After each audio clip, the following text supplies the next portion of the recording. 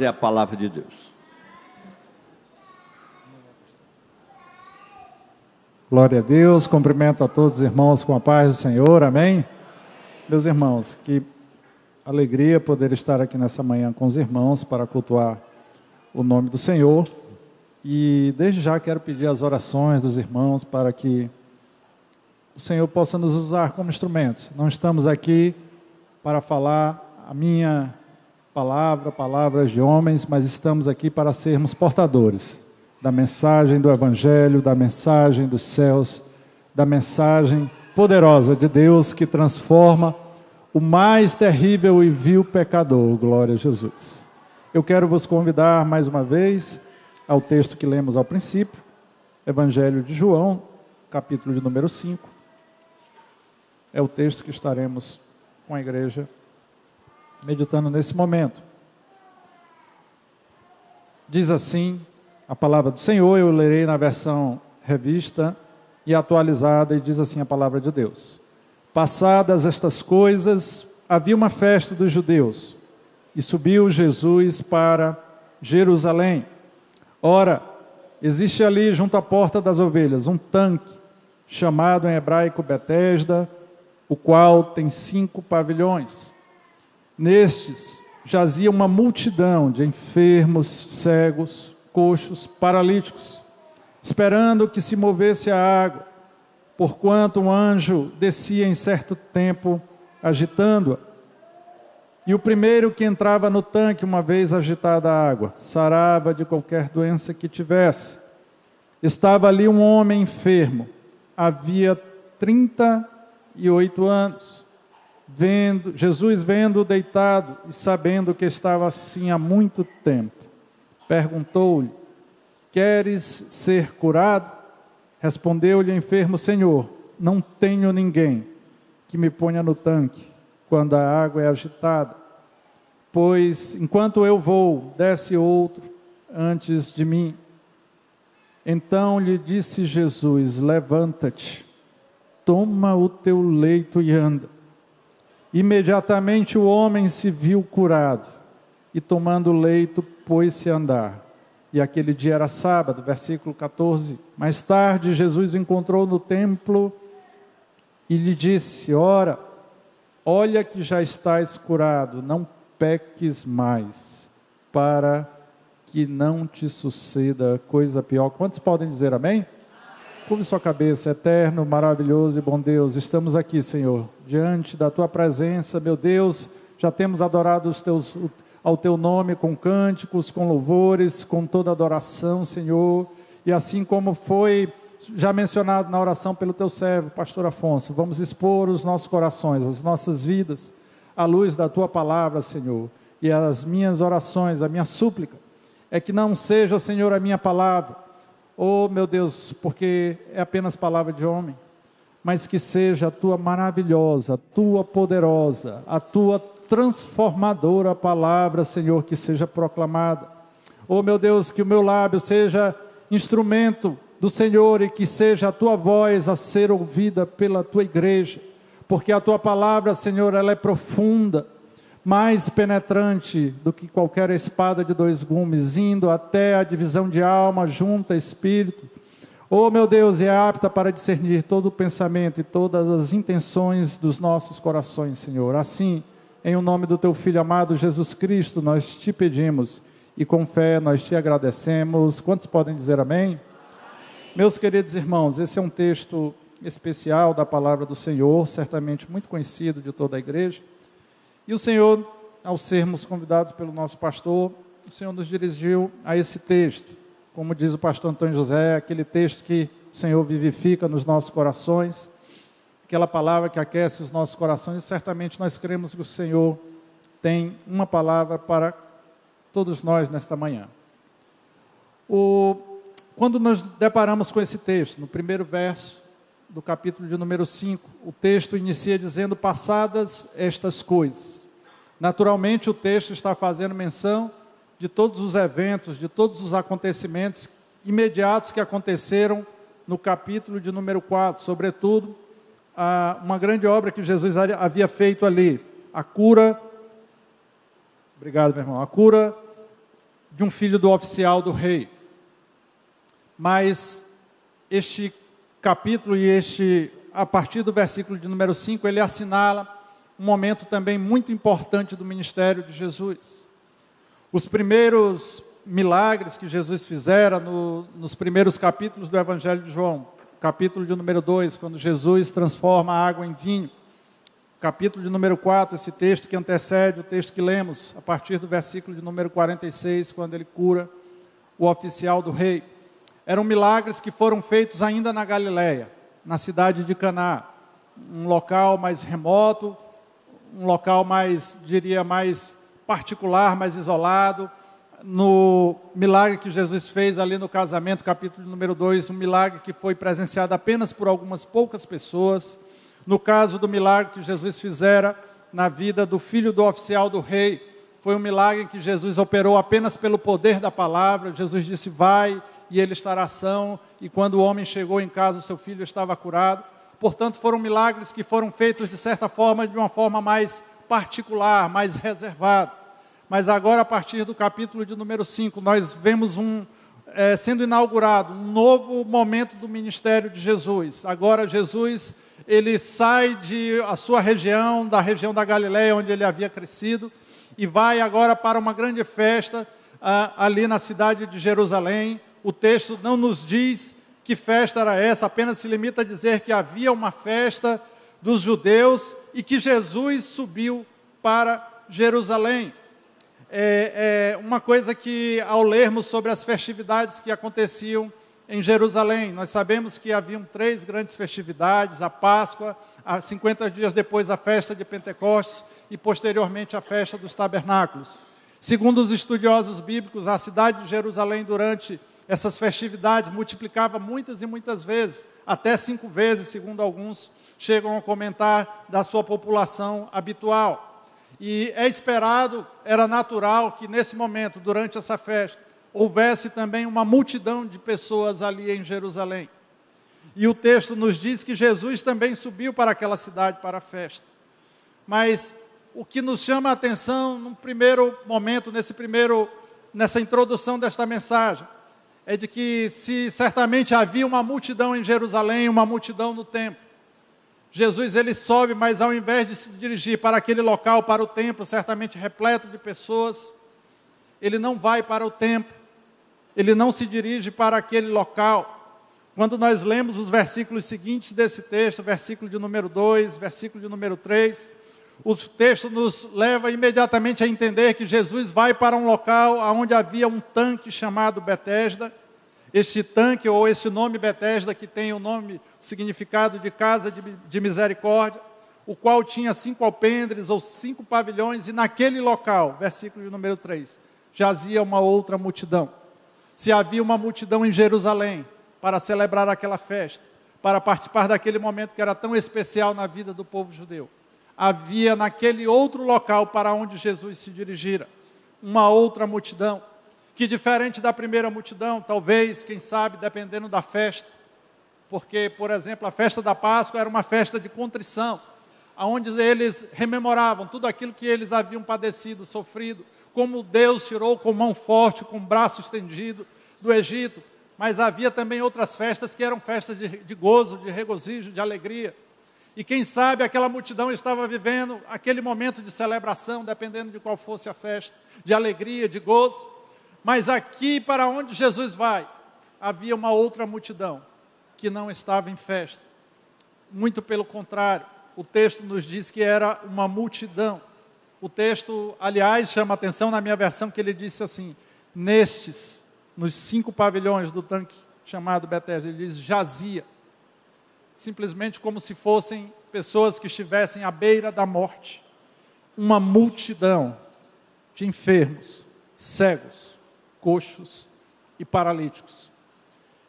E a primeira coisa que Deus me trouxe a atenção e me chamou a atenção para esta mensagem ainda nessa introdução, é de que não são os ambientes requintados, não são os locais de grandes festas e celebrações com pessoas indiferentes que atrai o interesse, a atenção e o cuidado de Jesus.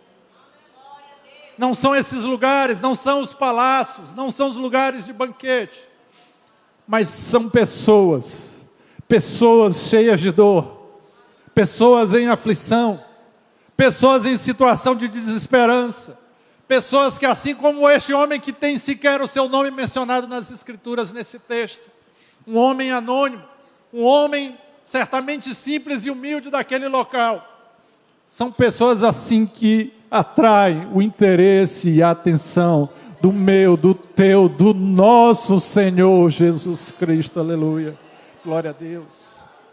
São essas pessoas, são pessoas que atraem o coração de Jesus, não são estruturas, não são grandes construções, não são templos feitos por mãos de homens, são pessoas assim como eu e como você, que atraem o interesse e a atenção de Jesus Cristo, aleluia, glória a Deus.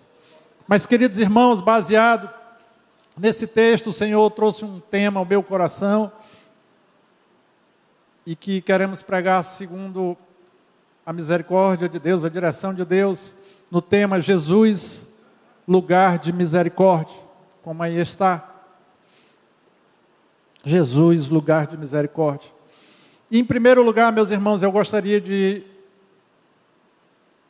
lhe convidar a olhar para a vida deste homem. Olhar para a vida deste homem. Eu dividi essa mensagem em 3 partes e neste primeiro momento eu gostaria de olhar com você para a vida deste homem. Aqui o Senhor nos trouxe um subtítulo que é a incapacidade humana e a graça divina, glória a Deus. Quando lemos os versículos de número 5 até o versículo de número 7, o texto nos diz: estava ali, naquele tanque, naquele local, onde via aquela multidão de enfermos, cegos, coxos, paralíticos. Estava ali, versículo de número 5, um homem enfermo, havia 38 anos. Jesus, vendo-o deitado e sabendo que estava assim há muito tempo, perguntou-lhe: queres ser curado? Respondeu-lhe o enfermo, aquele homem: Senhor, eu não tenho ninguém que me ponha no tanque quando a água é agitada, pois enquanto eu vou, desce outro antes de mim. Eu quero lhe convidar a olhar para a vida deste homem. Este homem, ele tipifica a situação do ser humano. Aliás, algo que é digno de nota no Evangelho de João, é que João, diferente dos demais evangelhos chamados sinóticos, Mateus, Marcos e Lucas, que registram um grande número de milagres de Jesus. O Evangelho de João, segundo João, escrito sob inspiração do Espírito Santo por João, ele não registra tantos milagres assim. Aliás, é o evangelho que menos registra milagres de Jesus. João, ele registra ao todo 7 sinais de Jesus, 7 feitos milagrosos, poderosos de Jesus Cristo. Transformar água em vinho ali no capítulo de número 2.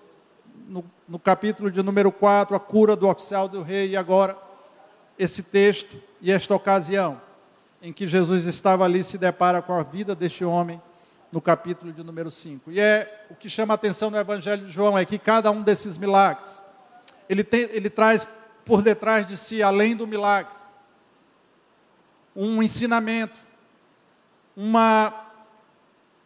revela uma face da vida, da obra e do caráter de Jesus Cristo, para as pessoas daqueles dias, mas para nós ainda hoje.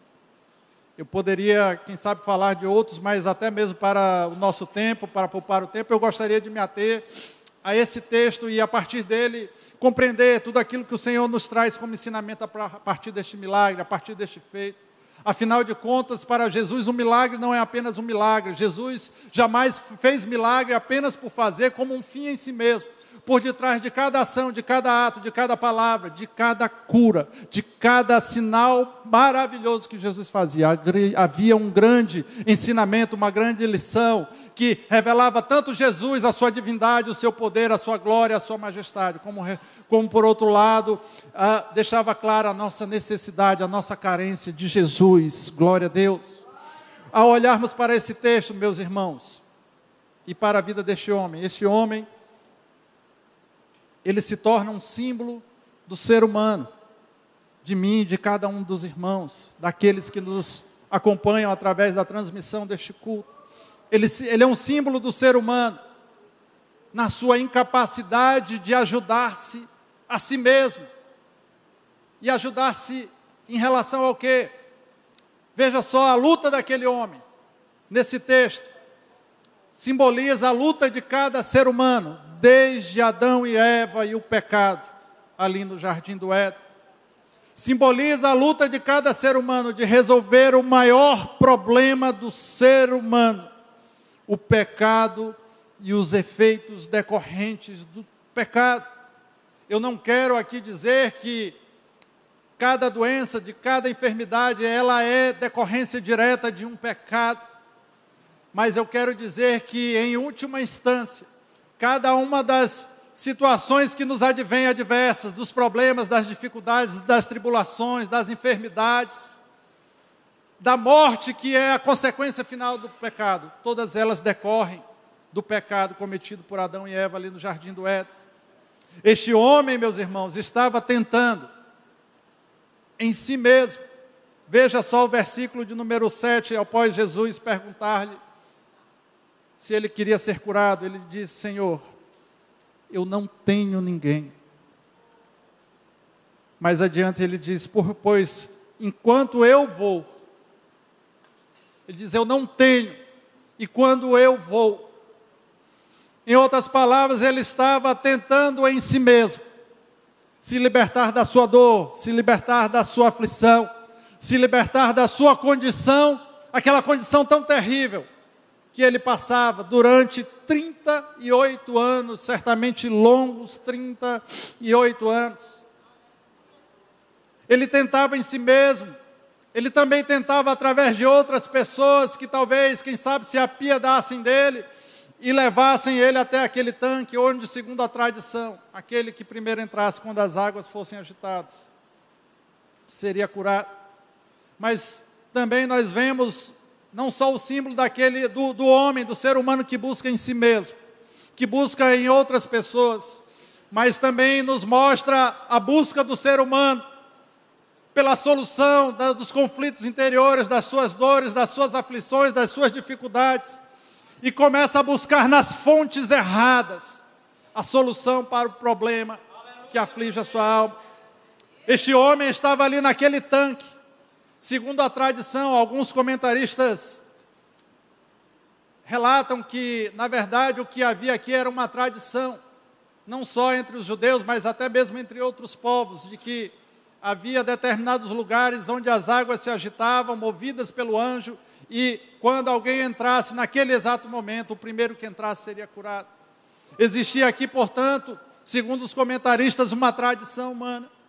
Assim, há pessoas que estão buscando em tradições, pessoas que estão buscando em fontes erradas, pessoas que estão buscando em outras religiões, em vários caminhos, estão batendo em várias portas à procura da solução para o conflito interior, para o maior problema do ser humano decorrente do pecado no Jardim do Éden. Este homem não poderia resolver a sua própria condição, assim como nós, na nossa condição anterior de pecado, não poderíamos resolver a nossa própria condição, no seu estado, na sua condição, que ele se encontrava naquele momento. Ele não poderia, sequer, se soubesse aonde achar, ir ao encontro de quem poderia resolver o seu problema. Assim como nós, um dia também, certamente, muitos de nós, estávamos em situação terrível, numa situação como deste homem de miséria, e não éramos capazes de nos desvencilhar daquela condição, daquela realidade, daquela circunstância, daquela situação. Mas assim como este homem, foi também conosco. Jesus deu o primeiro passo em direção a cada um de nós, aleluias, louvado seja o nome do Senhor Jesus Cristo. Foi Jesus que deu o primeiro passo em direção a cada um de nós, aleluia. Quando Paulo escreve a Tito, no capítulo de número 2, versículo de número 11, o texto bíblico nos diz: porque a graça de Deus se há manifestado, trazendo salvação, aleluias. Quando Paulo escreve aos Gálatas, capítulo de número 4, versículos 4 e 5, ele diz: vindo, porém, à plenitude do tempo, Deus enviou o seu Filho, nascido de mulher, nascido sobre a lei, para resgatar os que estavam sobre a lei, a fim de que recebêssemos a adoção de filhos, aleluia, glória a Deus.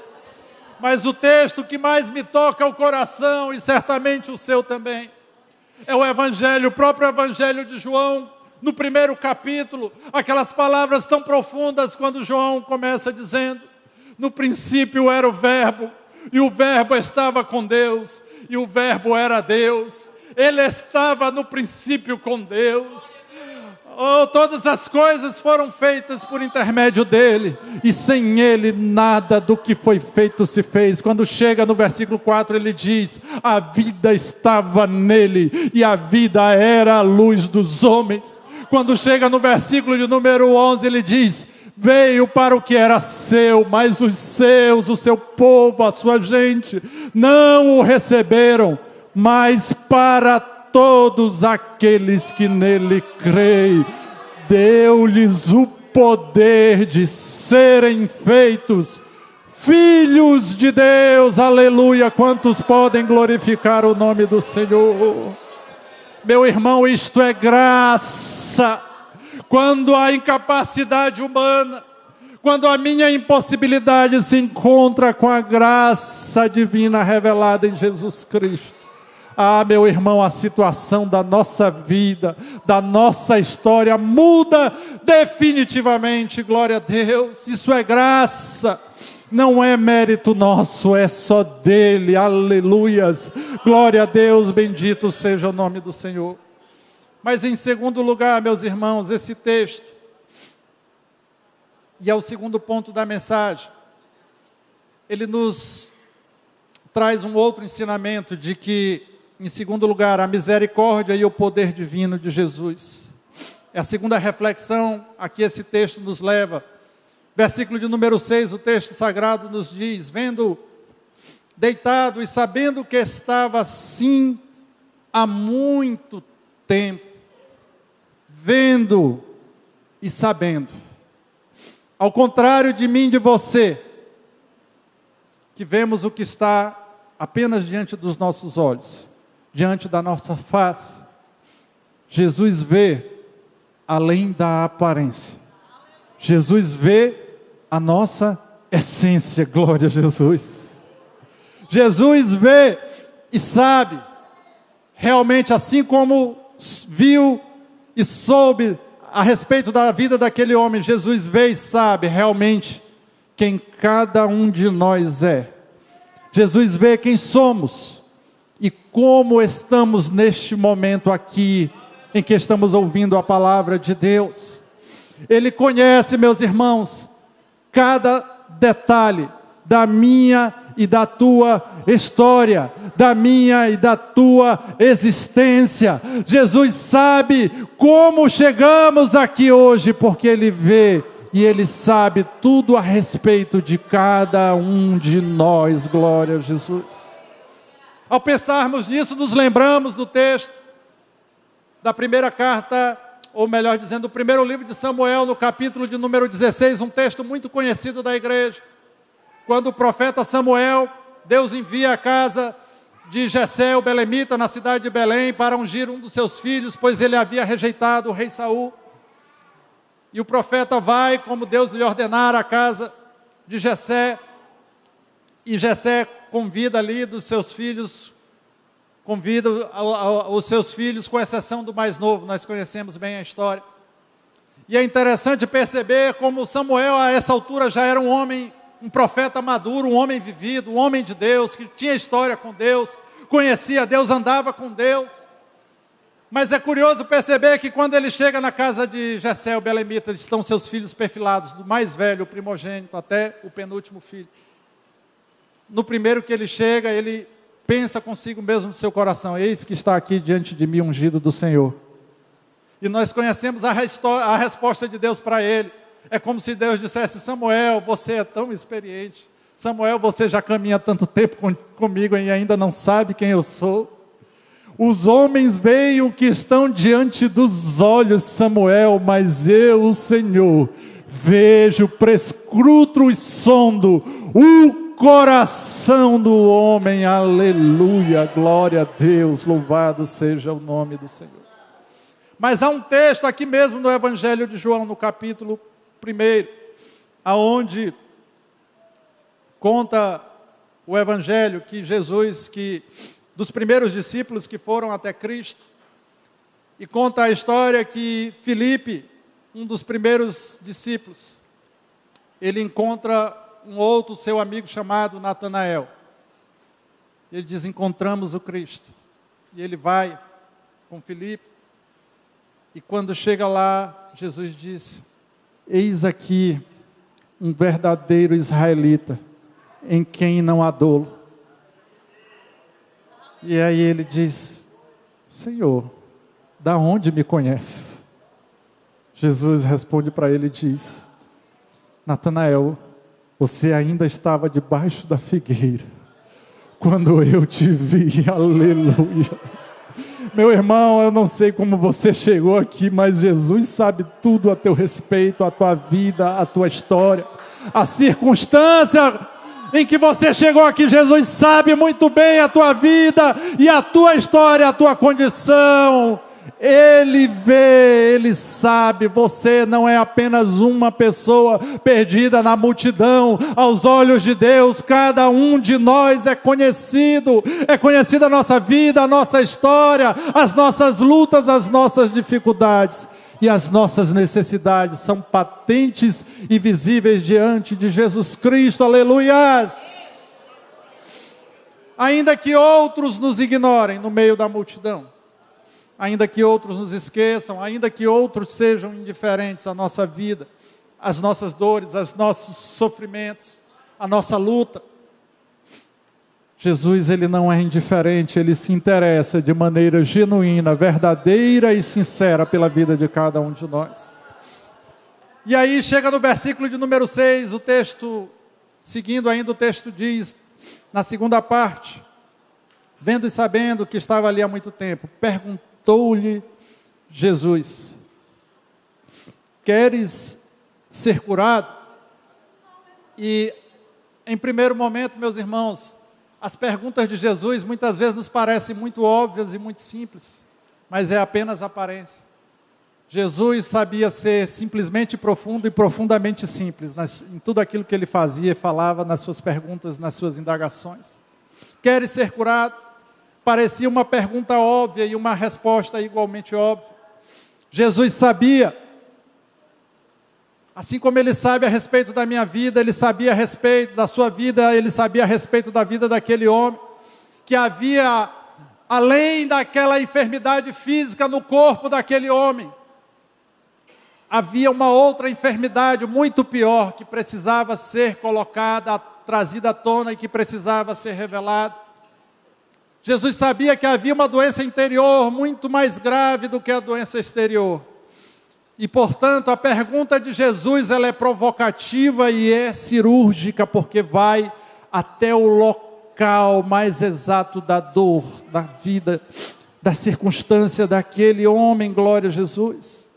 E é por isso que, se é uma pergunta óbvia e a resposta parece óbvia e a resposta também parece óbvia, a pergunta agora nós entendemos que é uma pergunta profunda, e por isso a resposta daquele homem é igualmente surpreendente. Versículo de número 7, ele diz: respondeu-lhe o enfermo: Senhor, eu não tenho ninguém que me ponha no tanque quando a água é agitada, pois enquanto eu vou, desce outro antes de mim. Talvez, meus irmãos, haja assim como aquele dia, naquele momento, diante de Jesus, naquele tanque. Talvez haja igualmente aqui, no culto presencial, ou talvez até através da transmissão deste culto, pessoas que nos acompanham e que estão sofrendo do mesmo mal, ou de um mal similar a daquele homem, que tinha uma doença não só física no seu corpo, mas que tinha também uma doença terrível no seu coração. Ele estava desesperado, e talvez haja assim pessoas que também igualmente estejam desesperadas, angustiadas, deprimidas, pessoas que estão assim como aquele homem, à beira do desespero, porque estão tentando pelas suas forças, com seus recursos, com a sua capacidade, com a sua intelectualidade, com os seus conhecidos, em tantos outros meios, têm batido em tantas portas, que agora se depararam com a frustração, com a incapacidade humana de resolver o problema. Oh, meus irmãos, mas quando a incapacidade humana se encontra com um poder divino em Jesus Cristo, tudo muda, aleluia, glória a Deus. Você, assim como aquele homem, precisa saber, em primeiro lugar, e você certamente já sabe esta manhã, que Jesus te vê e te conhece. Em segundo lugar, você certamente já percebeu por esse texto que Jesus tem misericórdia. Em segundo lugar, eu acho muito maravilhosa, tem uma palavra que tem um sentido muito similar à misericórdia. Misericórdia é uma palavra latina que vem de miserere e de cordes, miséria do coração. Uma vida miserável, em outras palavras. Mas há uma outra palavra que também tem um sentido muito similar, que é compaixão. E aí, nesse sentido, nós podemos dizer, Jesus é aquele que tem compaixão e que, portanto, se compadece. O que é compadecer? Junção de duas palavras, conjunto, e padecer, sofrer, ou seja, significa que diante da minha dor, do meu sofrimento, da minha angústia, das minhas lutas, das minhas tribulações, Jesus não apenas sabe ver, não apenas é um espectador da minha vida, da minha história, da minha dor e do meu sofrimento. Ele participa comigo desta dor, Ele sofre comigo junto, Ele está ao meu lado, Ele me ampara, Ele me sustenta, Ele me fortalece, Ele faz assim contigo, comigo, com cada um de nós, assim como fez com aquele homem, porque Jesus é cheio de misericórdia e de compaixão, aleluias. Jesus nos vê e nos conhece, Jesus tem compaixão ou misericórdia, mas em terceiro lugar, porque afinal de contas, nós podemos ver, nós podemos saber, nós podemos até nos compadecer do outro, mas com Jesus tem diferença. É que Jesus tem poder para resolver a minha, a tua, a nossa situação. Como cantou a banda aqui, aquilo que parecia ser impossível, ou que parece ser impossível para nós. Não há impossíveis para Deus e o seu poder, aleluia, glória a Deus. Não há impossível para o nosso Deus. Versículo 8 e 9 diz, então lhe disse Jesus, levanta-te, toma o teu leito e anda, glória a Jesus. E aí o texto prossegue dizendo, e imediatamente, aleluias, o homem se viu curado, e tomando o leito, ou uma maca, ou uma esteira, que é o significado do leito aqui, pôs-se a andar, e aquele dia era um sábado.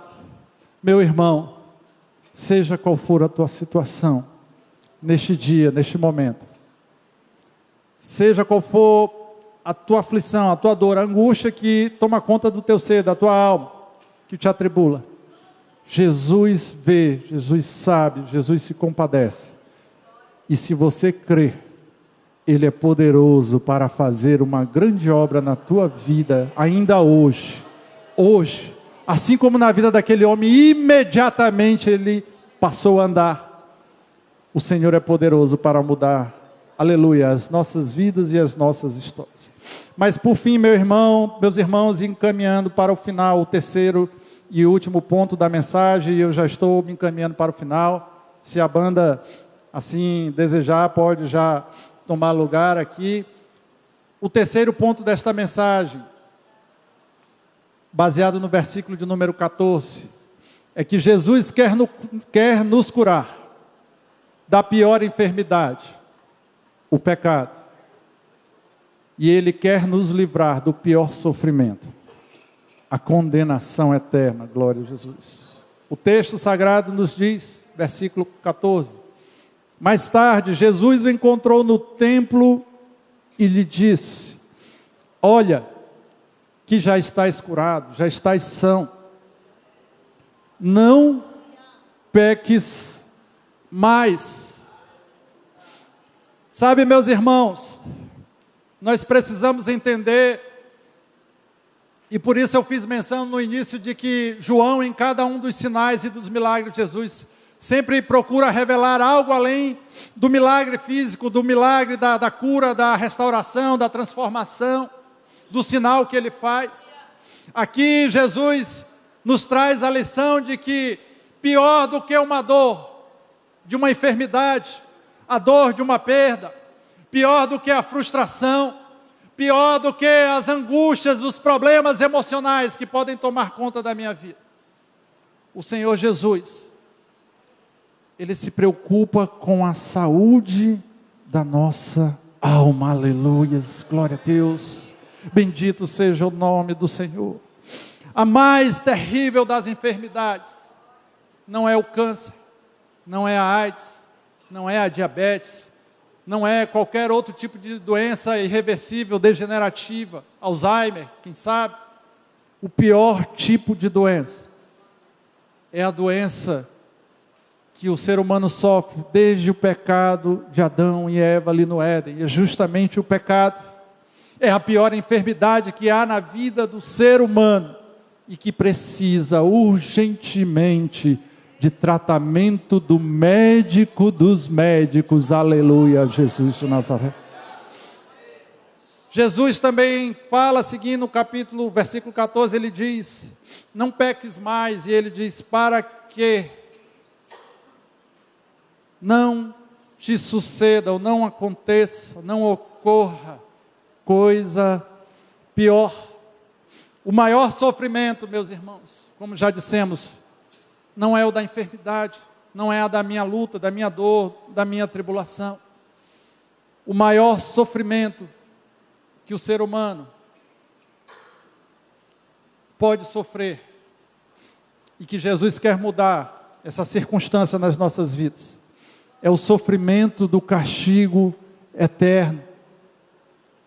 E para que você possa entender isso, eu quero, vindo para o final desta mensagem, trazer à sua memória um texto muito conhecido que se encontra no Evangelho de Lucas, capítulo 23, eu vou apenas citar do versículo 39 ao 43, eu não lerei esse texto, mas é aquele texto onde estão ali, nos últimos momentos de Jesus, Jesus já está na cruz, e este texto nos apresenta que havia à direita e à esquerda de Jesus dois homens, dois salteadores, dois criminosos, pessoas da mais terrível espécie e qualidade.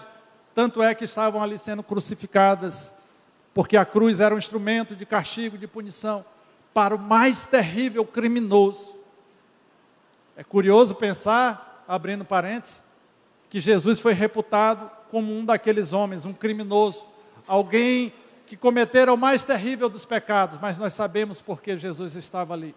Porque ele estava recebendo, não a recompensa do seu próprio pecado, das suas injustiças, de toda a maldade, ele estava ali representando a minha, a nossa vida, a nossa história.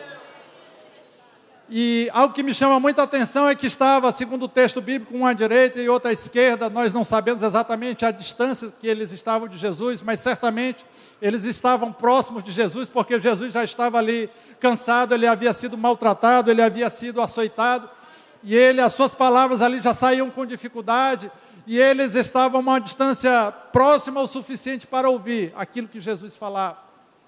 E é curioso perceber que estando um à direita e a outra à esquerda, a primeira lição que esse texto nos aponta é que ambos estavam à mesma distância de Jesus, ao mesmo alcance de Jesus. Ambos estavam diante da mesma oportunidade de estar diante de Jesus, naquele momento, naquela circunstância, que era o fim da linha para a vida, para a existência terrena daqueles homens. E aí conta o texto bíblico que um dos homens, um dos salteadores diz: olha, se tu és o Cristo, desce daí, salva-te a ti mesmo e a mim também, a nós também. Mas o outro do outro lado diz: olha, tu não te envergonha de mesmo estando debaixo de condenação, nós com efeito estamos aqui porque merecemos, porque fizemos coisas terríveis e somos merecedores de estar nessa cruz. Mas esse aí não é merecedor deste castigo, ele nada fez, ele é um homem justo, eu estou parafraseando o texto. E aí ele vira para Jesus e disse: Senhor, lembra-te de mim quando entrares no teu reino. Aleluia, glória a Deus. Ante os seus últimos momentos e os seus últimos instantes, aquele homem agarra com todas as forças a última oportunidade que é colocada diante dele. Ele sabia que mais alguns instantes, alguns momentos, mais algumas horas, certamente ele teria morrido. E por isso ele agarra com todas as forças a oportunidade de estar diante de Jesus, como cada um de nós, como você que entrou aqui nesta manhã, como você que nos acompanha através dessa transmissão, está diante de Jesus Cristo. E deixa te dar um conselho da palavra de Deus: aproveita a oportunidade que Cristo te dá neste dia, nesta hora, neste momento, não apenas para curar a enfermidade do seu corpo. Sim, certamente há pessoas aqui nesta manhã, através da transmissão, que Cristo quer ministrar a cura do corpo, da enfermidade, das doenças da alma, mas Cristo, Ele quer fazer muito mais além disso. Ele quer curar a enfermidade do pecado na vida de pessoas que lutam contra esse terrível inimigo. Talvez você esteja lutando com as suas forças, com seus recursos, através dos seus meios. Talvez você tenha batido em muitas portas, mas hoje você chegou ao lugar certo. Você chegou diante de Jesus Cristo, lugar de misericórdia. Ele sabe a tua vida, a tua história, a tua condição, e Ele tem todo o poder para transformar a tua vida. Aleluia, glória a Deus, louvado seja o nome do Senhor. Cristo